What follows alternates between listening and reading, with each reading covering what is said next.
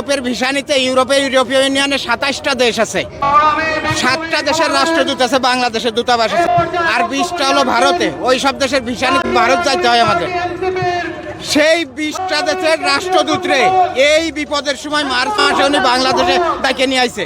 আর বাংলাদেশে ছিল 7 জন, 27 জন রাষ্ট্রদূতরে এক জায়গা করে ঢাকায় বসে মিটিং করে উনি বলে দিয়েছে আমরা ইন্ডিয়ায় যাবো না আর ভিসা নিতে, আপনাদের বাংলাদেশ থেকেই দিতে হবে।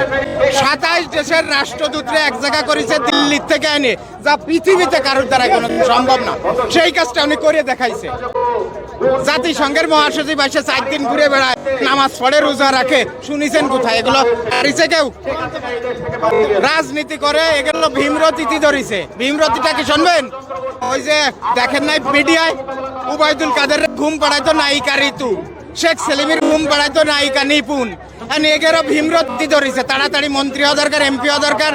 ওই পুলিশে গাড়িতে ফিলা করবে, ফিলাগুলি মাগি মানুষ সব এসে জুটে যাবে, সব নায়িকারা এসে আশেপাশে করবে।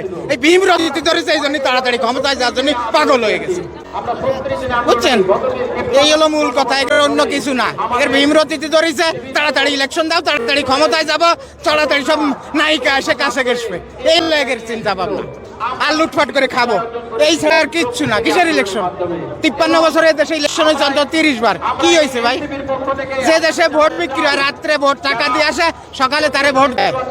যে দেশে পিস্তল দেখা আসে যায়, কালকে আমারে ভোট না দিলে তোমার খবর আছে।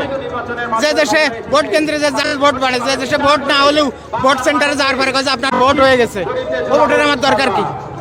ভোটের মূল উপলক্ষ ভোট কেন্দ্র, সেখানে পাহারা যায় আনসার আর পুলিশ। সেই আনসার পুলিশ নাই দেশে। যতদিন আনসার পুলিশ গঠন না হবে, তারা সক্ষমতা অর্জন না করবে ভোট কেন্দ্র পাহারা দেওয়ার, ততদিন কোনো নির্বাচন না, শেষ। হ্যাঁ, নতুন বাংলাদেশ চাই, পুরনো সব দেখা